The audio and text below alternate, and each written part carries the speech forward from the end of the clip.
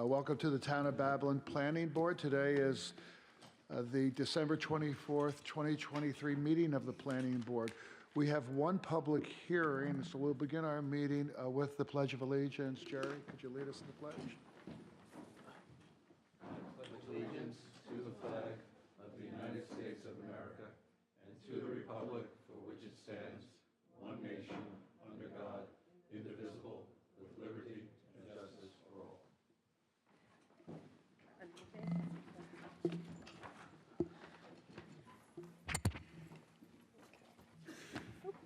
Patrick Halpin. Present. Frank Santos. Leanne Nolan. Jerry O'Neill. Ed Wynn. Present. Juan Leon. Present. Rich Groh. Greg Gaxiola. Matt Esposito. Rich Casey. So, do we have a quorum? We do. Okay, we do. Before we call the public hearing, I'd like to read this statement into the record. The Planning Board shall have the right to rely on any information that is presented by the applicant. If any such information is later found to be inaccurate or incorrect, the Planning Board may determine that any approvals, building permits, or other actions previously granted in conjunction with the application are null and void. Item A on the agenda, public hearing, site plan review, job number 23-12A, Thor Equities, proposes to demolish 3 existing 154,537 square foot warehouse structures in order to construct a new, modern 310,500 square foot warehouse building with 9,000 square foot of office space, along with associated site improvements on 19.5 acres. Okay, who's here on behalf of the applicant? Good evening, Bram Weber, Weber Law Group, 290 Broad Hollow Road in Melville. We're just getting to Okay. Vinny. Do that one. Just handing up some exhibits for the board. Sure.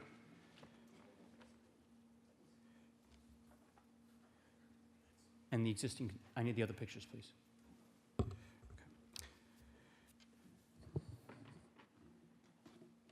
Thank you. So join with me tonight. I have a team here. Andrew Fu is here. He's the Director of Development for Thor Equities, which is the owner of the property and the applicant. Drew's here. Dale Koch, who's a professional engineer, who you will hear from Bowler Engineering, who prepared the civil plans. Frank Filiciotto, who's a professional engineer from Creighton Manning Engineering, who worked on the traffic impact study, as well as the parking analysis. And Claudio Bretta, who's an architect for Whale Malcolm, who will also testify as to building design. So this application is proposed by Thor 377 Carl's Path LLC, which is an affiliate of Thor Equities. Thor Equities was founded by Joe Sitt in 1986 with the acquisition of a single property in the Bronx, which was followed in 1988 by the company's first industrial and logistics development in New Jersey. Okay, before you proceed, I just want to ask, have you had the opportunity to review the memo dated November 28th, 2023 from the Commissioner of Planning, Rachel Scalfo? Have you reviewed that with your client? Yes. Are there any issues, any matters that you'd like to bring to our attention regarding any of the covenants, conditions, or restrictions? Thank you. Yes, one of the conditions is incorrect. Number 10, sewer district connection required. This property is not connecting to the sewer. The sewer is over a mile and a half away. We have done the analysis, and this project cannot feasibly connect to the sewer system, so it is being proposed for on-site septic using the currently required IA systems from the health department. Okay, thank you very much for bringing that to our attention. Please proceed. Yes, thank you. Sorry about that. So Thor Equities was founded in 1986, and in 1988 it started its industrial and logistics business. Well, Mr. Weber, I'm Yes, please. sorry, I apologize for interrupting you again. No problem. A matter was brought to my attention from our environmental division, and it has to do with several additional covenants which were not included in the memo. And I just want to bring them to your attention. One is that there shall be no no servicing of motor vehicles, most importantly, changing of fluids at the location. The second is that there shall be no discharge of regulated substances into the wastewater. And there shall be no outside storage of materials, not limited to, and that's not limited to chemicals, waste, oil, or solid waste. The other item that we would like to bring to your attention, actually it was something that was brought to our attention by the Suffolk County Water Authority, that a water conservation plan shall be prepared for the landscape irrigation systems. We'll get you this in writing, but I would assume that your client would have hopefully no objections to these. Agreed. Yep, thank you. Please proceed. So Thor Equities, and I just wanted to describe their business briefly so you could understand their capacity and why it's so important that we have them here in the town. They now actually, they're one of the world's leaders in logistics development, and they have properties throughout the country as well as the world. They're in New York and New Jersey and California, Georgia and Texas, and a few other states, as well as Spain, France, and the United Kingdom. They also own office, data centers, life science buildings, hospitality, residential, and retail throughout the world. It's a $20 billion company, and this project is a $100 million investment in Deer Park in the town of Babylon. The proposed logistics center building is 310,500 square feet, with 301,500 square feet of warehouse area and 9,000 square feet of office area. The property is zoned industrial, so the property is zoned for the use presented. The building will have 36-foot clear height and provide 229 car parking spaces and 51 truck parking spaces in a clean, modern, and orderly developed site. So as you can see from the existing condition pictures, which I've handed to the board, if the proposed building is approved, gone will be the dilapidated, unsafe, unsecured, and hazardous building. Gone will be the flooded, potholed, and dangerous parking lot. Gone will be the former use of the site as a violation-prone truck terminal used by various unrelated entities without any regard for the property or its surrounding neighbors. In its place will be a new building built by one of the world's most experienced industrial property developers, intended to attract a well-known credit tenant company to use this location as a logistics center serving Long Island. The new building will bring an estimated 150 to 200 jobs to the local area, will be tax positive, and will solve a problem that has been frustrating the town for a decade. Since acquiring the property through a court-ordered bankruptcy sale only a few months ago, Thor has worked with the town to cure all of the previous owner's violations at the property and has improved the property's ongoing operations by agreeing to investments such as hiring a local site monitor to be immediately responsive to the town if issues arise. Thor has worked with the planning department and accepted all comments and suggestions it could reasonably incorporate into the building and site design. For example, the proposed development preserves the undeveloped 3.2 acres along Grand Boulevard, does not add traffic access onto Grand Boulevard, utilizes the existing curb cuts on Carl's Path, and adds buffering and landscaping throughout the property where none exists now. The town has a vested interest in seeing this eyesore of a site, which has plagued the town for years, redeveloped into the modern logistics center Thor is proposing with this application. And I would like to ask if the board would consider having Dale Koch come up from Bowler Engineering, who can describe the civil site plan. Sure. Thank you. You're not there. Yes, I am. Okay, you got two guys with beards. Which one are you? Good evening. My name is Dale Koch. I'm with the firm Bowler Engineering. We are located at 275 Broad Hollow Road in Melville. You swear to tell the truth, the whole truth, nothing but the truth. I do. Please proceed. Okay. All right. So I think the introduction that Mr. Weber put together was very accurate and described the site really well, but I'll take a few minutes to just go through the site and describe some of the modifications that we're making to enhance the current piece of property. But before I do that, I will just say that we've been going back and forth quite a bit with the planning department. It is always a pleasure working with the Town of Babylon Planning Department and Matt and Rich and everybody. We do appreciate the back and forth and their availability to answer questions and things like that. So the site is located at 377 Excuse me. Carl's. What's that? Is Babylon unique in that respect? Yeah, I would say. I mean, at Boulder Being as responsive? In and as Bowler, we engaged? do work across the island, and this is one of my favorite towns to do work in. I will We're be happy to hear that. Yes, Thank of you. course. Please proceed. You know, it's funny. I actually made another joke. It's been a while since I've presented here, Hold on, probably we don't need a any year. jokes, we just want compliments. You had given me a really hard time when I was younger that I wasn't the one signing the drawings, and I was like, oh, actually, I get to present, and I'm signing the drawings. This is great. There you go. Congratulations. Yeah. All right. Anyway, back to the application. So it's located at 377 Carl's Path in Deer Park. It's the former Pinter Bros Deer Park terminal. It's a 90,000 square foot warehouse as it exists today. As you can see from the aerial in front of you, it's improved really from property line to property line. There aren't any areas where there's good landscaping, no real circulation plan to speak of, and we have a traffic expert here, so I won't get too much into traffic, but it's just important to note that the existing site, there really are no improvements today that would make it a safe, functioning site for an industrial warehouse. So we're proposing to improve the site with a new 300,000 square foot warehouse. To be exact, it's a 301,000 square foot warehouse with 9,000 square feet of office, totaling approximately 310,000 square feet. I often get the question that, oh, 9,000 square feet of warehouse office space, how'd you come up with that? The standard is generally anywhere from 1, 2, 3% of the building, 3% to 10% of the building is what we find for office space. So this is in line with that. Just so the board knows, could a tenant come in and ask for a little bit more? It could, but the parking calculation, the way we did our plans, accounts for up to 15%. So just to keep that in mind, there is some wiggle room in those calculations, but generally what we see is somewhere around that 9,000 square foot number.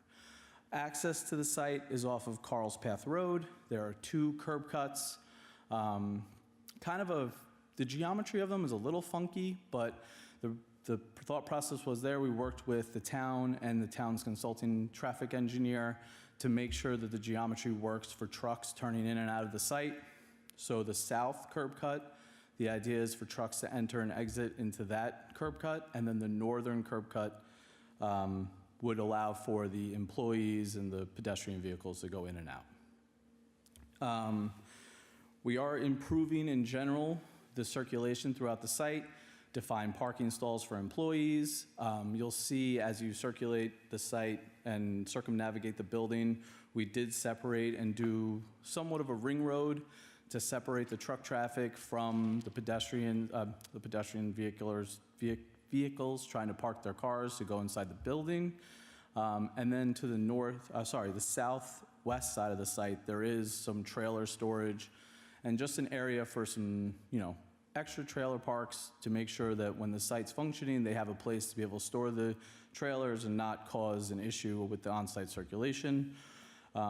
We will be improving the site with a new landscaping plan. Part of that landscaping plan is making sure that that truck court in the southwest corner of the site is well screened. And then, throughout the site, there are some good improvements in landscaping. Again, if the town has any questions on the landscaping, I can answer them, but our idea was to provide the best screening plan we could with drought-tolerant landscaping to ensure that, we meet the requirements of that water plan that the Water Authority is looking to do.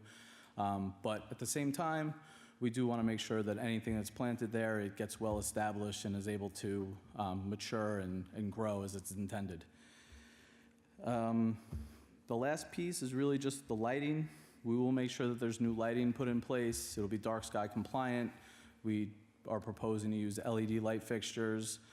We often look for ways to get a little creative in the back where the loading docks are, which are along the east side of the building, and just make sure that everything's screened from the surrounding properties, but we also like to try and make sure there are no light poles, just all over the truck courts there because, listen, it's difficult to get a truck in and out of those loading docks sometimes, and if there's light poles and stuff like that in the way, it just causes extra issues. So you'll see there's some striped areas for exits and entrances in and out of the building. In between those are all the loading docks. So the trucks have more than enough room to safely and easily get in and out of the spots while still providing enough light for things on nights like tonight when it gets dark at 4:30. So that's really the majority of my presentation. I'm happy to answer any questions the board may have. Otherwise, I'll turn it over to Mr. Do any of the Weber. board members have any questions regarding? Go ahead. Thank you, Mr. Chairman. Can you please tell us what the hours of operation would be for this site? So I don't, Hold on. Can we hold those questions? Oh, I'm sorry. So let's just talk about what the engineer, Yeah. and Mr. Weber, make a note, and we'll call you back up. Are there any other questions, any questions regarding the site plan? And I do have, Frank? you mentioned there's a ring road around. So that area in between is for parking for just cars? employees, yes. Is that the one on the east side and then the one in between where the ring road goes around? So there is a northern driveway, so there are going to be sections of the project and sections of the property where the truck traffic and the employee cars will, share the driveway. But then as it goes around the north side of the building there, they do have the ability to separate off. So it just helps people will park in that area and then be able to go into the building. So, okay, so that's my question. So you're coming around the ring road by the railroad, Yes. and that's obviously for the trucks. Yep. Then you're exiting on the opposite side of the railroad, or not? Well, Coming no. back through. So the nice thing about the way this truck court's designed, the trucks can turn around in that area. Yes, very easily, actually. So they can circulate back around that side, or they do. There's enough area on the south side for them to get back around. And the other important piece that I actually forgot to mention, but this is an important one to note too, is the nice thing about having the driveways around the building at 26 feet wide, which is a little bigger than we typically see, is that it allows for fire truck apparatus to go around the entire building. So it gives the fire department the ability to pick, most of the time when we design these industrial buildings, you really have to pick the longer side of the building.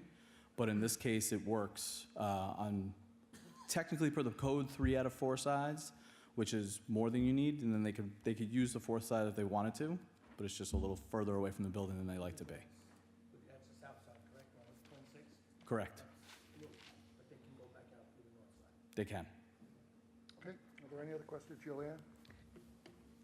With the building size of this magnitude, is there any future plan for rooftop solar paneling? For rooftop solars, I would have to defer to Thor on that Hold one. that question. But, That's a good one, that's a very good But yeah. question as well. okay. And then also, Mr. Weber mentioned, I think he said 229 car spaces, but I didn't hear the truck spaces. What's the number on that? Sure. So there's 369 car spaces. That it also includes 140 land bank stalls. And then there are 61 loading docks along the east side of the building there. Thank you. Parking is 51. And then there's an additional 51 trailer storage spaces. Okay. Thank you. Are there any other questions?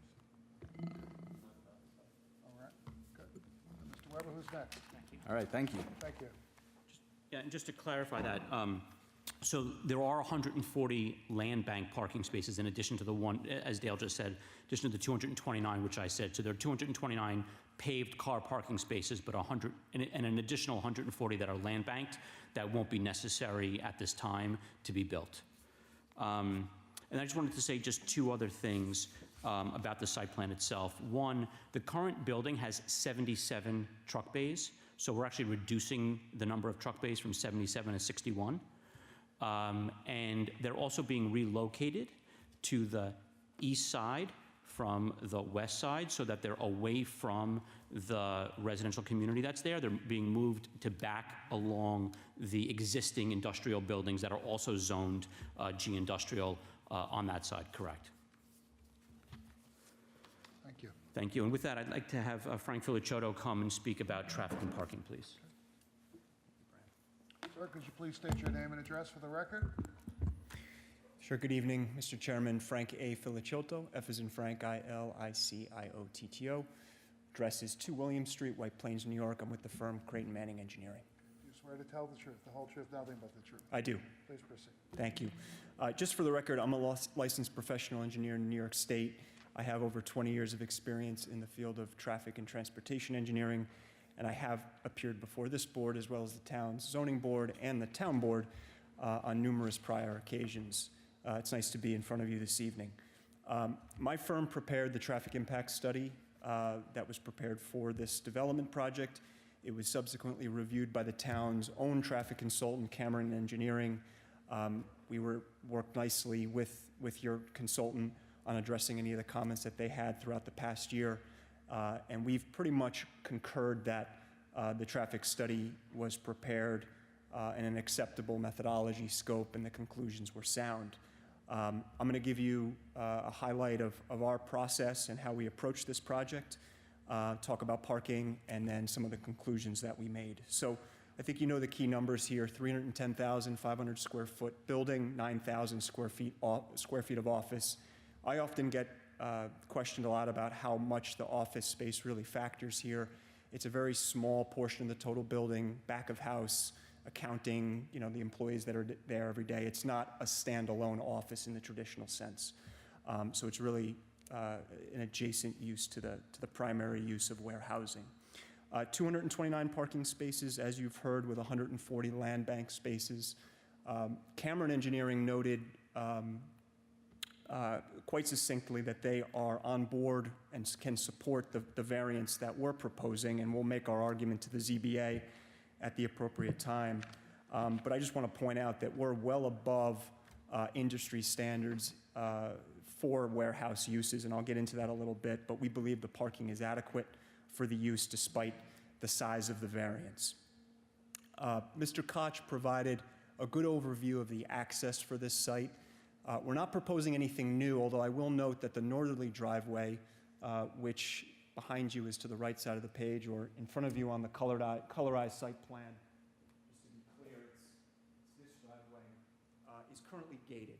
So the proposal is to reactivate that, improve it. The roadway surface is deteriorated. It hasn't been used in a long time, so it will be fully improved and made proper for the access.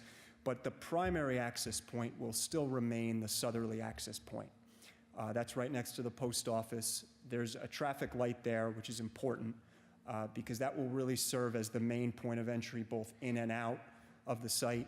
It'll allow for a break in traffic on Carl's Path and allow for the traffic to come in and out in an orderly fashion. So that will remain as is.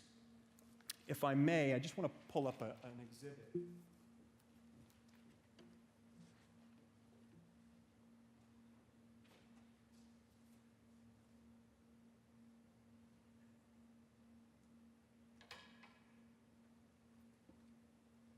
Just want to take advantage of the microphone here and not have to walk. So north is to the right on this plan. I just want to walk through some of the key roadways in the area.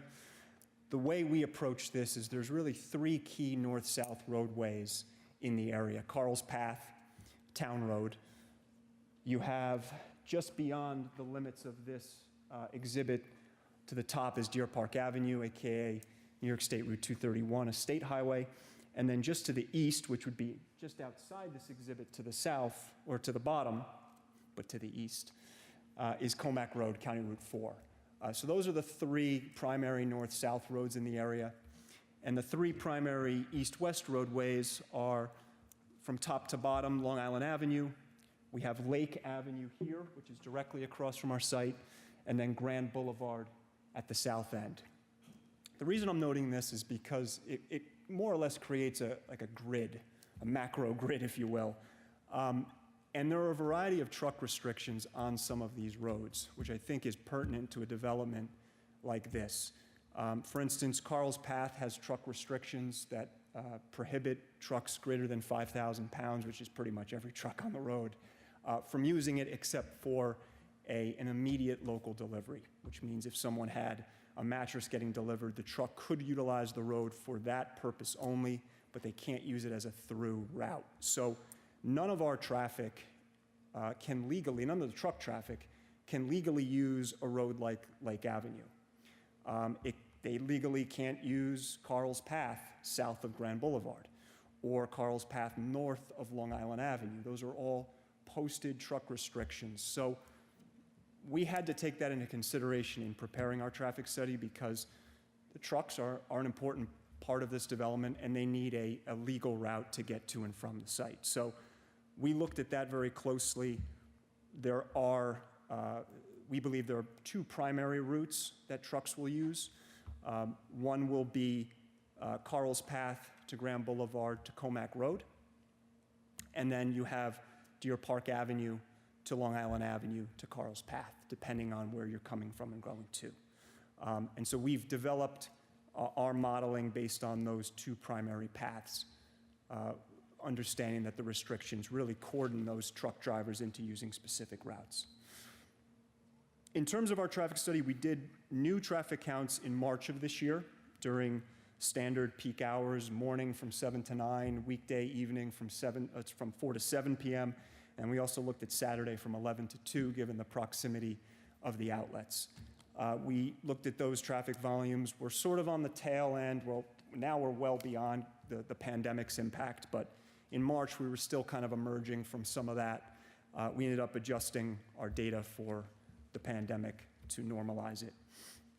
That was our existing condition. We looked at the traffic generation of the proposed use. How much will this 310,500 square foot warehouse generate during peak hours? We utilize an industry standard manual called the ITE's Trip Generation Manual for land use 150, which is warehouse. And essentially what we're looking at for the peak hours here is 61 total trips in the morning peak hour, 46 in the PM peak hour, and 16 trips on Saturday. That's total trips in and out and all vehicle types. So the trucks and the passenger vehicles are in those totals. In terms of the truck share of those numbers, it's a very small minority. Truck traffic tends to use these uses throughout the course of the day in a more even fashion, whereas employees who are coming tend to come all at once at a certain, shift change or at a certain time start. So of the 61 peak hour trips in the morning, only 6 of those will actually be trucks. 55 of them will be employees, if you think about it, coming in the morning to work. And then that behavior is somewhat reversed in the evening when the employees of the facility leave for the day, but some of the truck traffic still continues throughout later hours and in the midday. The key here to note is that we're much less than a very well-respected threshold of 100 peak hour trips. The ITE and New York State DOT refer to 100 trips as sort of like a threshold of potential impact. We're, almost 40 trips less than that threshold. Basically means that we would screen out and not have to do a full-blown traffic study, but we still did a full-blown traffic study in this case. It's a significant development size, and we know that the town would expect that. So we went through the process, but I do want to note that the trips are not over that 100 trip threshold. We also looked at future growth in the area. We called the town. We asked about other developments in the immediate area that might be coming online concurrent to this one. We were not made aware of any, but in that case, there just may not have been any immediately adjacent projects by others. We accounted for a 1% growth compounded over 2 years to account for any traffic growth in the area that we don't know about. We layer all that traffic on, and we look at the future condition. And what our analysis shows and what Cameron corroborated when they reviewed it is that there would be no change in level of service, which is the operating level of the intersections with the traffic associated with this site. The intersections would continue to operate at those levels of service. There would be no negative significant impact by the traffic. There's enough capacity in the roadways to handle this amount of traffic.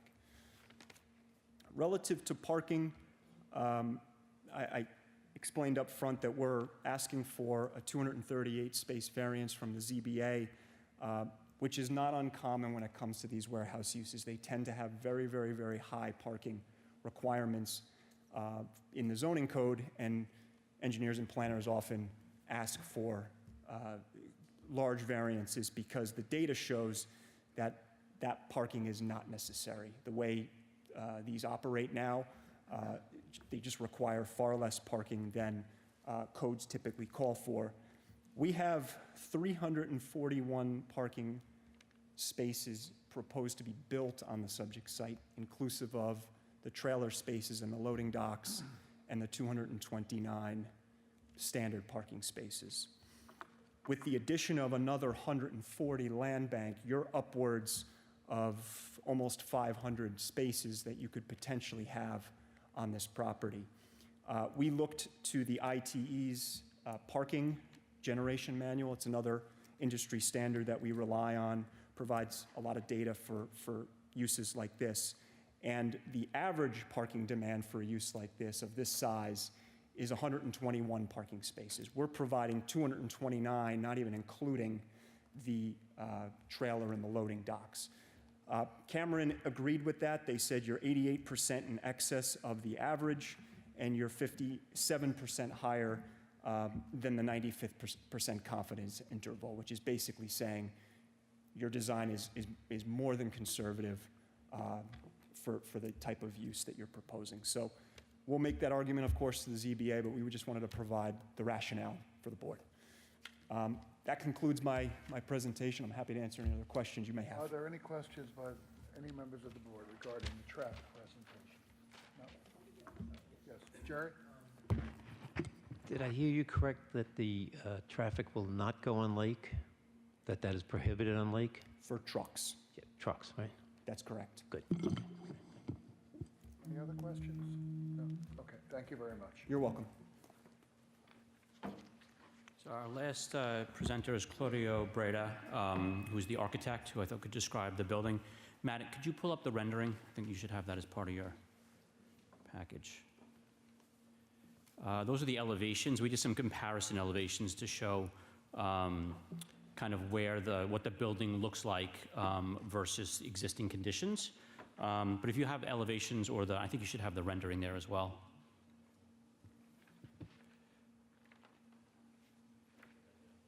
You have the rendering? Do you have the building elevations?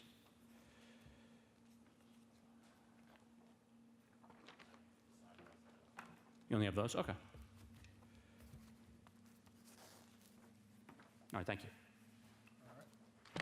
Sir, please state your name and address for the record. Claudio Breda with Ware Malcolm, 110 Edison Place in Newark, New Jersey. Do you swear to tell the truth, the whole truth, nothing but the truth? I do. Okay, please proceed. Just for the record, I'm a licensed architect in the state of New York, as well as 3 other states here in the East Coast, and I've been practicing architecture for over 21 years now. Thank you.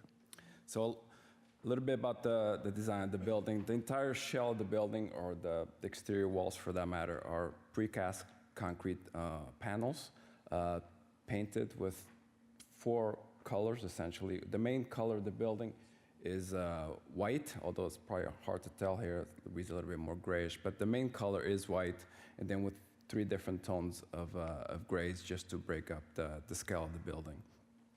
As noted earlier, we have 9,000 square feet of office space, and there's actually split up into 2 offices, which is 4,500 each, which will be at the corners of the building. So you can see here on the top elevation, which is elevation west, each corner is flanked by an office.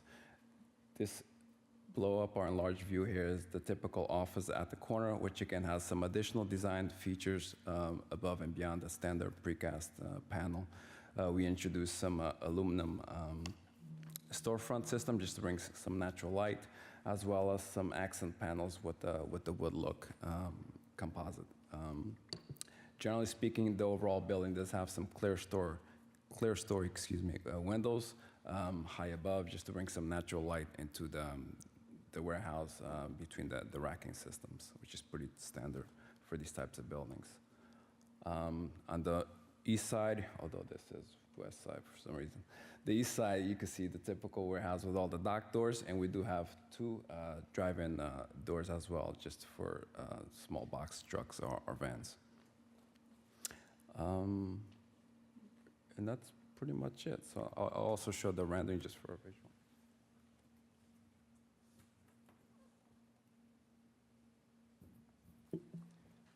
You can see here the typical. Do we have that? You can see the typical corner of the building, which is where one of the offices would be. Again, it's all precast concrete panels, but the corner itself has some additional features just to enhance the. Could you do me a favor? Could you just show that to the folks who are here? Sure. That's.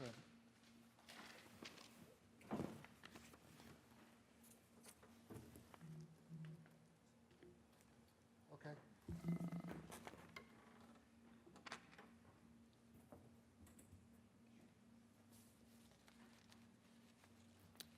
think that concludes my testimony. Matt, I noticed that we had a slide that shows comparisons to what currently is there in terms of elevations.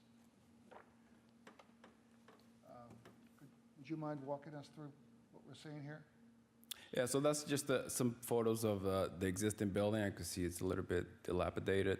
It's standard construction from probably 70s or maybe early 80s, which is typical CMU, concrete masonry with a little bit of brick and some infill panels with metal.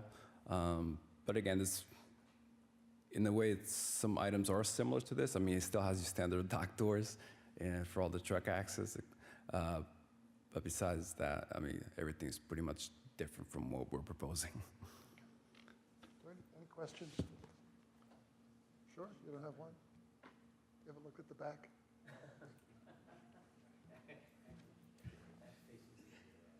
All right. No, the reason why we say that is that Jerry has made his mark here by insisting that whatever is adjacent to the property to the back of the building has a reasonably nice view. It has to look as good as it looks in the front. I agree, it does. Yes. All right, very good. Thank you. No questions? Did you want me to answer the two questions that I had from before? Please. Sure. And then I just wanted, just to be clear, because we really haven't talked about it, I talked about logistics. So the concept for this building, right now it's a truck terminal. Various different uses using this for, they're not even using the building anymore, they're basically just parking trucks and servicing trucks at the site. These are operations that were inherited from the previous owner that'll all be eliminated with the redevelopment. But the concept for this building will be a logistics center for some likely retail use on Long Island. We're talking about a Target, a Lowe's, a Home Depot. This will be a center for that particular use that will take in inventory that will then distribute it to the local store. So do you expect more than one tenant? It could be one tenant, it could be two tenants. Currently, it's being planned for two tenants at the most. But that's really what this is going to be used for. This is not going to be a last mile distribution center. Will likely not be an Amazon location where there'll be a lot of box trucks and deliveries throughout the local community. This is going to be, for example, using a Home Depot example, materials and appliances in and then distribution to the Home Depot network on Long Island. So that's likely what this facility will be. It'll be modern, it'll be clean, and it'll likely be a tenant that everybody knows. The two questions, the hours of operation. So this will be, it's currently permitted as a 24-hour operation. It's currently used as a 24-hour operation, and there is no plan for it not to be a 24-hour operation within the confines of what's allowed by code. There are noise requirements. There's lighting restrictions. So there's specifically in the town code, you can't have loading and unloading noise that unreasonably crosses a residential boundary line. These are noise restrictions that the applicant is aware of and will comply with. And then the question about rooftop solar. So we're actually in the process of analyzing that. It is an expensive proposition on a building this big, but it is something that the owner is open to as they continue to analyze the costs of it. And further green infrastructure that may be tenant-driven. Right now, there is no particular tenant identified. But as that process goes forward and as the building may get further specified for a tenant, there may be further green initiatives introduced. Thank you very much. Is that the end of your presentation? Yes. Okay. Is there anyone from the public that would like to address the board regarding this application? Come on up. Give Matt your card, please. Fill it out yet. Do you want me to fill it out now? Speak first, and then Okay. we won't let you get out the door without giving out that card. Okay. We have to make sure we spelled your name right and all the other information. Please state your name and address for the record.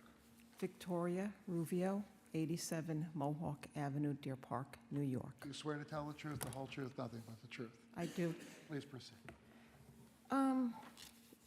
Question about the first gentleman that had spoke about the traffic study. I understand they won't go on, as you asked, Lake Avenue. Carl's Path was said by this gentleman that Carl's Path is not zoned for trucks except for deliveries. Now, this is not for deliveries, this is a business. Now, those two things don't seem to make sense. So what is it? How can Carl's Path be used for a major truck depot or logistics center if Carl's Path is not to be used for trucks? What is the answer? We're going to note every question that you and the others have, and we will ask that question directly to the applicant after all the people who have questions or want to bring something to our attention have finished. So stick around. So we've noted that question. The question I just asked, or has it been asked before? No, the Okay. question you just asked, we will ask that. Very good. And do it while they're under oath. Okay, I saw that as a contradictory statement. Also, in the traffic study that the gentleman had mentioned, he said that, and I understand the in and out of, by where the post office is, and the other road, that other little dilapidated road, that's going to be for the one on the northern side. It will be just for the employees, I understand. The trucks will just come in by the post office. Now, he also said that the intersections will remain the same. That's troubling, because the way they are now is troubling. Anybody that has sat at those intersections by where the 7-Eleven is, that's the Long Island Railroad and Carl's. Those trucks turning in there now, if you're sitting at that light in your car, you have to actually back up to let them turn. How something bigger than what's there now is going to go in is troubling. If it is stated by these people that have done this, the traffic studies are saying that that intersection is okay. It's not okay now. I've been there.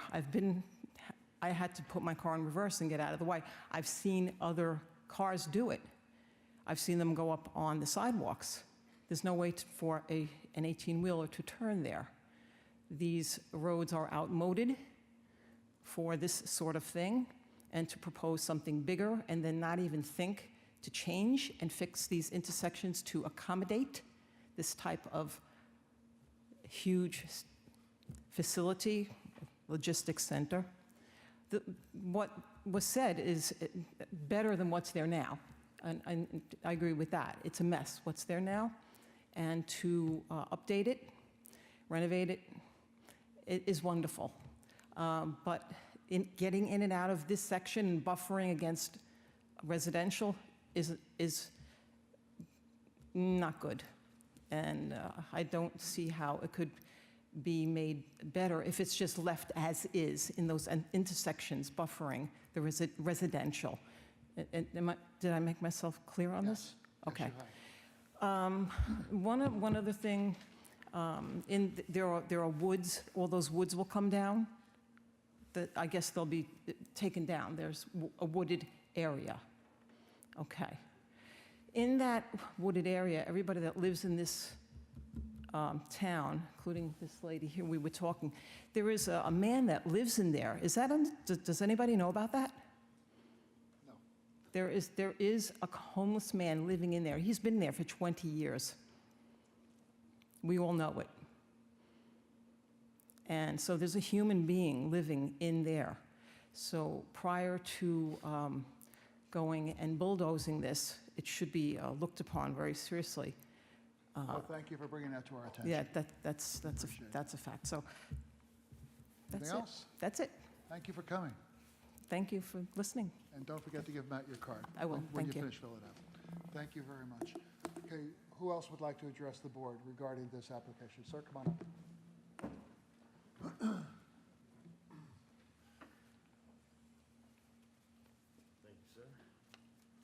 Please state your name and address for the record. Mario Fischera, 95 Marcus Boulevard.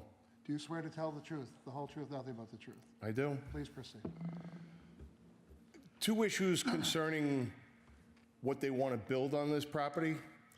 We have a residential center in the center of both those inlets and outlets to the site. What Victoria said previously, when tractor trailers go down that road towards 7-Eleven, correct? You can only allow 1 to 2 trailers per light click. So everything gets backed up all the way down to where the post office is, to where Grand Boulevard is. Additionally, we have, on Grand Boulevard, we have a mosque. And there's several times during the week where the traffic in that area is completely congested. The one thing I also noted was on their elevations, they show that the building is 43 feet high. That's twice the height of any building in that area.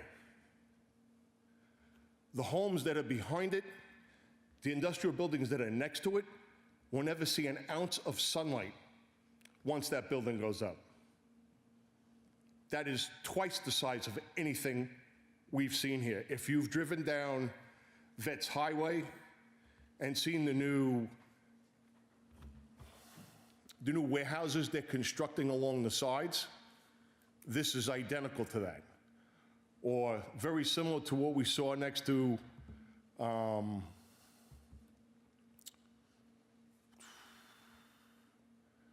very similar to what Amazon built by Greenlawn.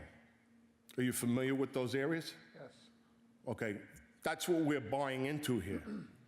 All right, the building is 43 feet tall, 300,000 square feet.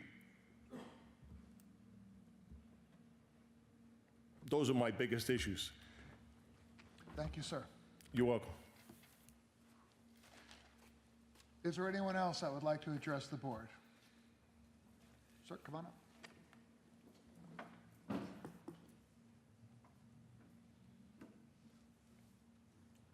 we give you a card? I walked in a minute or two late. That's all right. Fill it out when you're done. No, you don't have to fill it out now. Please state your name and address for the record. Yeah, my name is Mike Lasitra, and my address is 20 Wood Creek Court, Deer Park, New York, which is part of the Quail Run condominium. My back, Do you swear to tell I the do. truth, the whole truth, nothing but the truth? I do. Please proceed. My background, I have 28 years in Nassau County Planning Commission. I'm a planner, transportation and land use planning.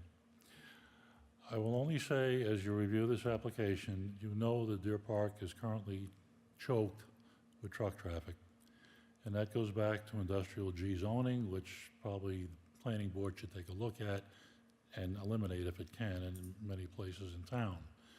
We are blessed with having a roadway express terminal and its hangar outlet right opposite our property.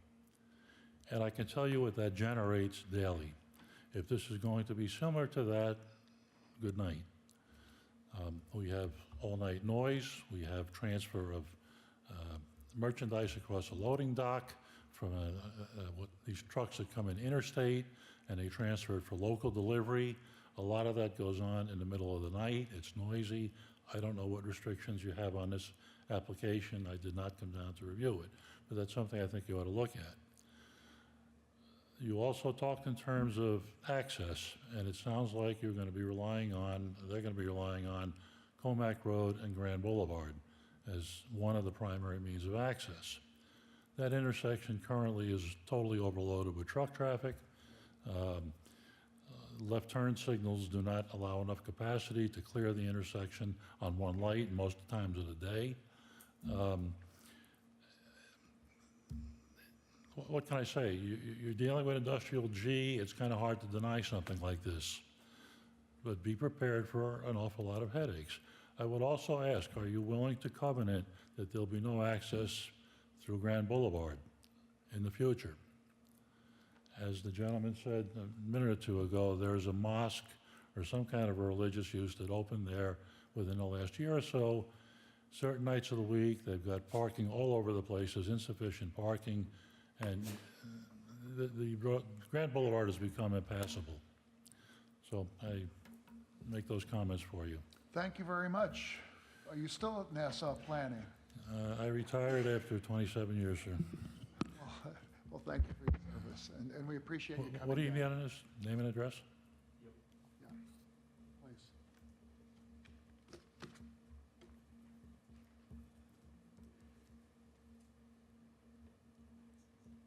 Thank you. Thank you, sir. Thank you. Is there anyone else who would like to address the board? Okay.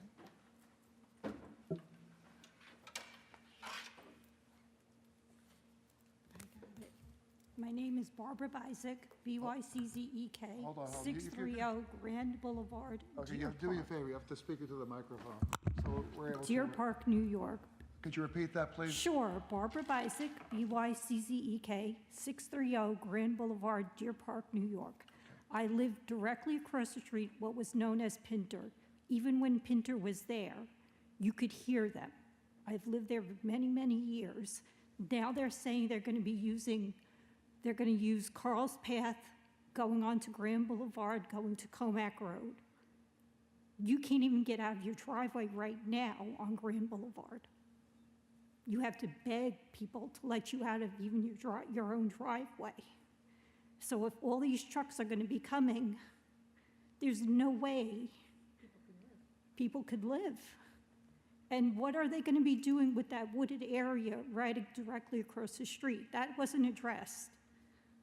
I would like to know what they are doing with that area. We will get the answer to that Okay, thank you. from the applicant.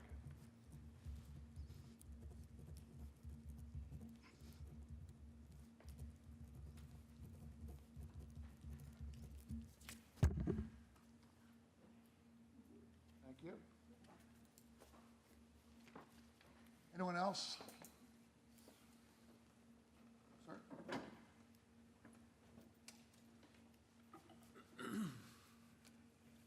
How you doing? Please state your name and address for the record. Ramon Collado, 40 Cortlandt Street. I live in Copic. Currently, Do you swear to tell the truth, the whole truth, nothing but the truth? I do. Please proceed. The reason I'm here is because I'm currently one of the tenants at the address now.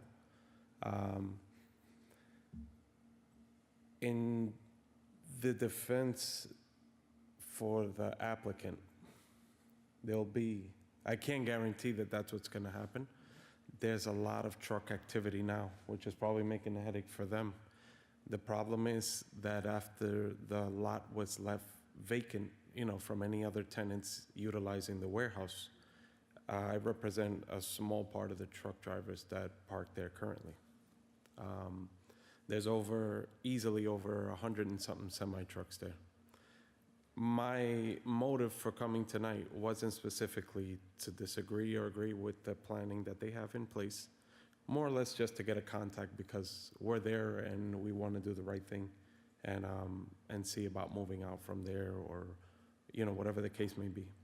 I can assure you with what with what they're planning, it'll be a lot less activity, compared to now. Sir, It must you be. have to address the board, please. It must be a nightmare for them, you know what I mean? I understand. Like I said, it's over 100 and something trucks that are parking there currently.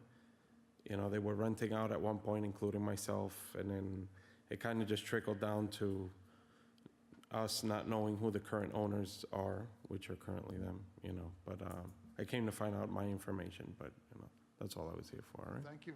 All right. Thank you very much. We Thank you. appreciate you coming down. All right. Anyone else from the public that would like to address the board? No? Okay. Thank you. Mr. Weber? So I'll just ask Frank Filiciotto to come back to address some of the traffic comments, if you would. I just want to say about Grand Boulevard, just to be clear, because I did say it before, but I probably said it too quickly. The current situation on Grand Boulevard will not change. Those lots that you see along Grand Boulevard that Matt's showing you right now. There wasn't originally, just to go back to kind of what Dale was saying before about working with the town, our original thought for the building was to make the building even bigger and remove the wooded buffer along Grand Boulevard. The town asked the applicant not to do that, so they shrunk the building and are not actually touching those, that wooded area. At one point, there was proposed access onto Grand Boulevard. Again, the town asked that there be no access on Grand Boulevard, so that was also agreed to. So the current situation along Grand Boulevard is not going to change. Matt, is that a covenant? All right, we'll take a look at that. Okay, thanks. Yep, okay. Thank you. Thank you, Mr. Weber. All right. So let's talk about the traffic issues. Yes, sir. And concerns that you've heard. Yes, so I think the first thing I wrote down was just to clarify the truck restrictions on the roads. So I didn't mean to be misleading about Carl's Path. If I was, I apologize. Carl's Path, in some segments of Carl's Path, have a truck restriction that prohibits trucks 5,000 pounds or more from using it. But the section of Carl's Path that we're on, between Graham Boulevard and Long Island Avenue, does not have that restriction.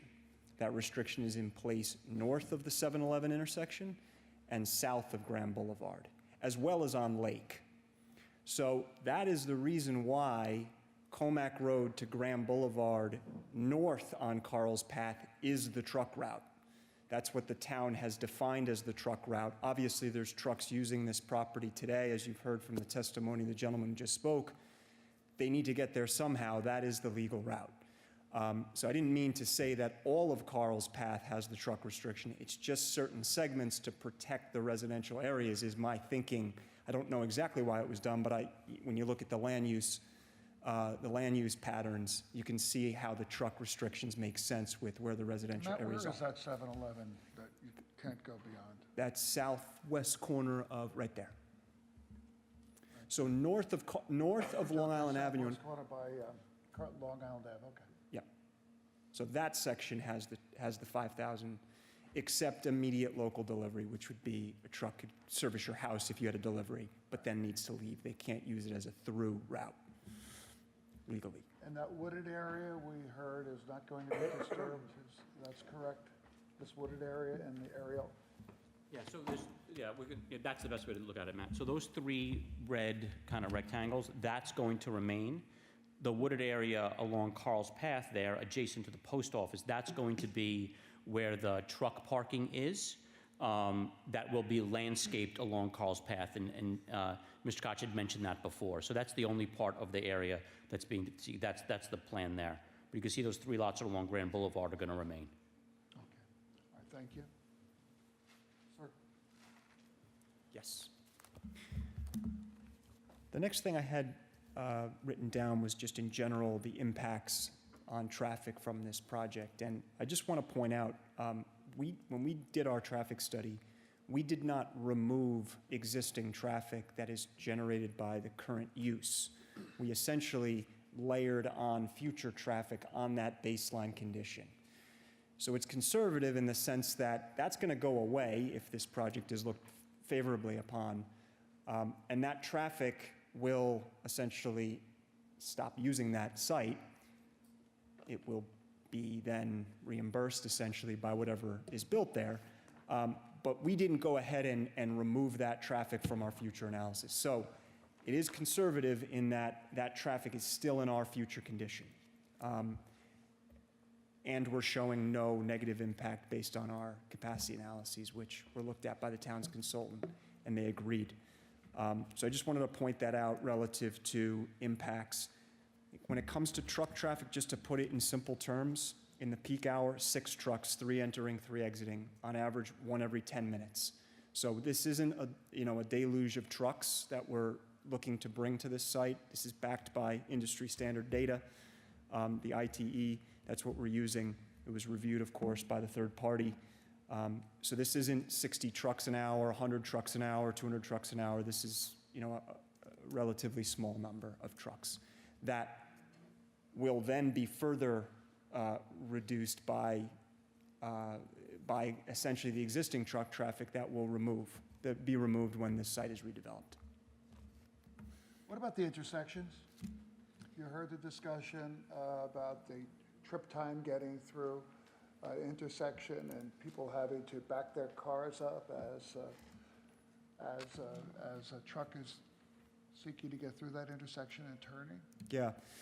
So the stop lines, the painted white lines, typically when an intersection is laid out, those stop lines are placed to accommodate large vehicles turning.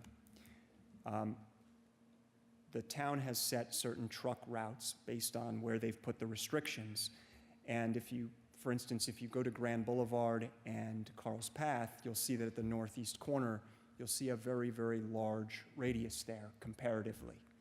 When I see that, you know, I see that that was thoughtfully done for a large vehicle. I don't know the specific circumstance of people backing up, but I could say is if you're overhanging that stop line by 3 or 4 feet, that could very well be the difference between a truck encroaching on that area and you having to back up. I've been there, we've all been there, we've all missed the stop line by a couple of feet. That can make the difference. So usually that's done thoughtfully. Engineers look at turning radii, they place the stop lines.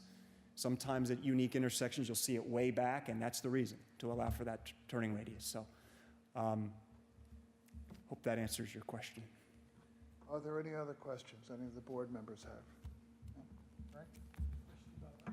Frank, go ahead. Thank you. Yeah, the height of the building, gentlemen. Go ahead. Sure. So permitted height is 35 feet. We will be seeking a variance from the Zoning Board of Appeals to go to 42 feet 9 inches. So about 8 feet more than currently permitted, and that's not uncommon for industrial buildings that are being proposed in this current environment. The current 35-foot height restrictions just aren't high enough. They were put into place many years ago when the technology wasn't equipped to allow racking and servicing racks as high as they can go now. So for efficiency purposes, warehouses and industrial buildings, logistic buildings are generally being proposed higher than codes allow. I've worked on these buildings throughout Long Island, and we are often seeking height variances. So here, it'll be about an 8-foot height variance that we seek from the Board of Appeals.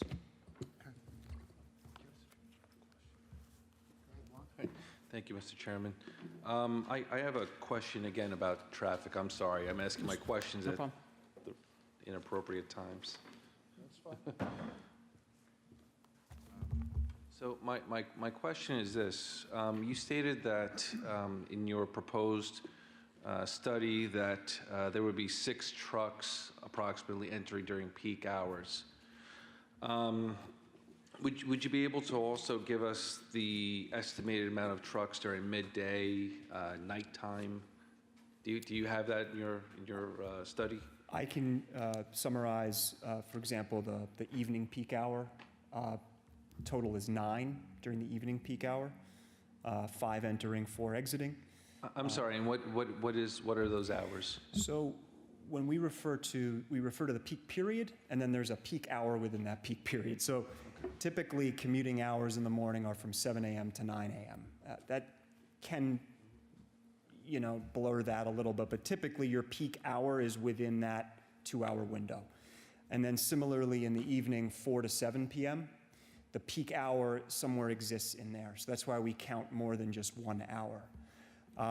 But the numbers that I'm giving you are for the peak hour. So 5 in the evening, 5 entering trucks, 4 exiting trucks, for a total of 9 truck movements. Saturday midday peak hour, again, 9 truck movements, 5 entering, 4 exiting, 9 total. Thank you. And if I can have an add-on question,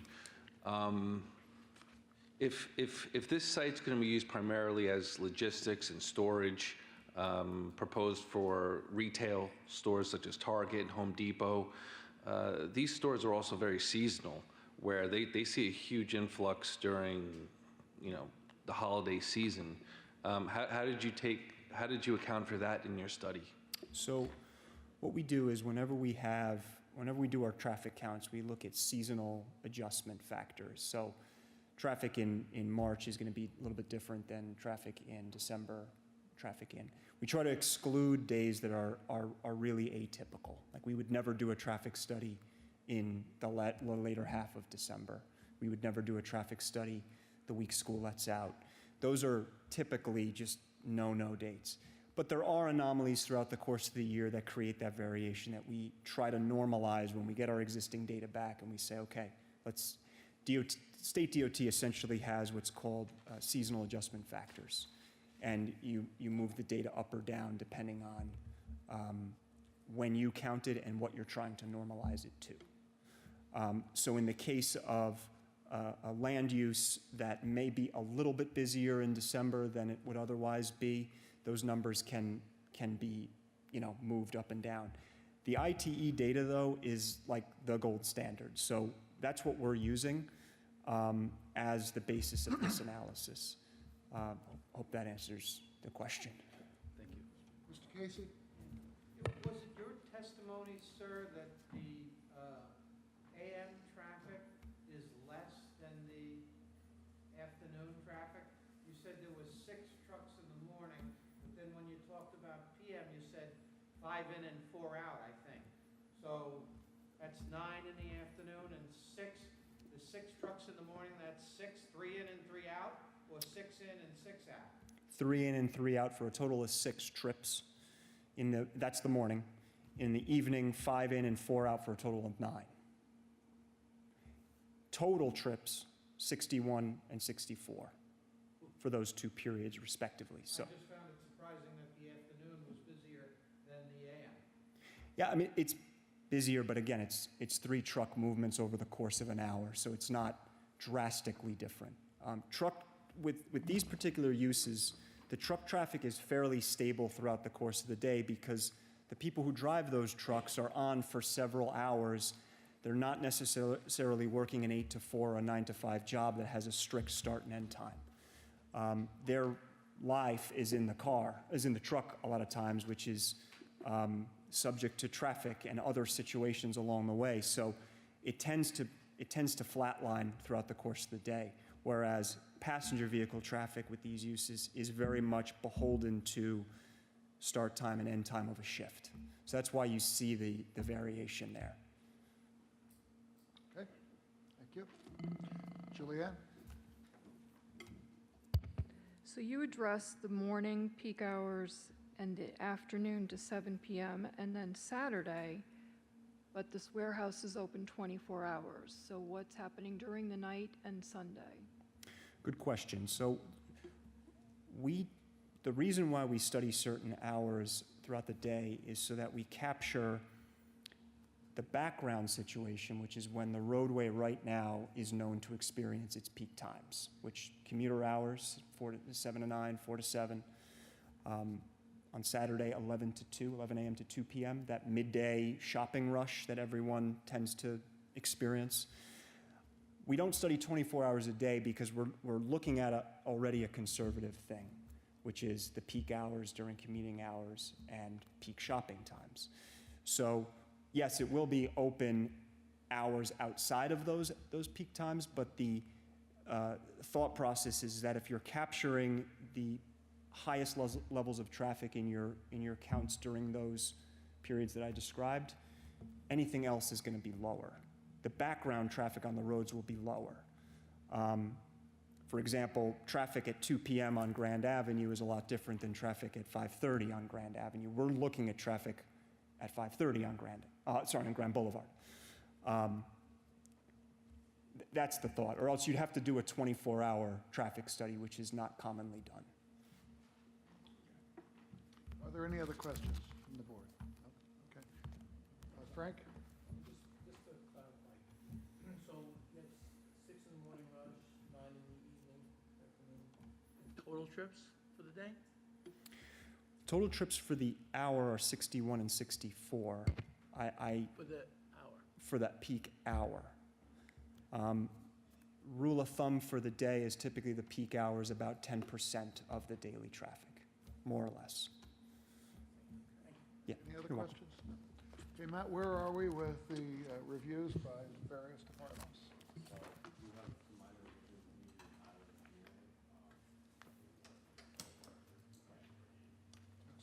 Did you want to add something? No.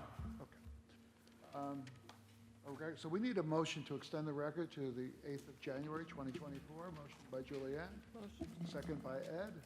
Second? All in favor? Aye. Approved. Now, the public hearing is closed, but we will extend the record on this matter until July 8th, 2024, in order for us, the planning... January? I'm sorry, did I say October? Thank You said July. Thank you. Until January. I almost just got fired. Thank you. Until January 8th, 2024. That's in order for us, for the planning staff and the board, to review the feedback that we've received this evening, as well as review any open issues related to the site plan. If you'd like to provide additional information, additional feedback to the planning board, you may do so until the record's extended date, in other words, till January 8th, 2024. To submit additional comments or to follow up on the status of the application, you can contact the planning department. You can do it in person. It's located in the west wing of the town hall between 9 a.m. and 4 p.m., or you can do it via phone, 631-957-3103, or via email, planningcomments@townofbabylon.com. So this record is open for additional information from the public until the 8th of January of next year. Thank you very much. Thank you. You all. Okay. That is our only public hearing, so we're going to end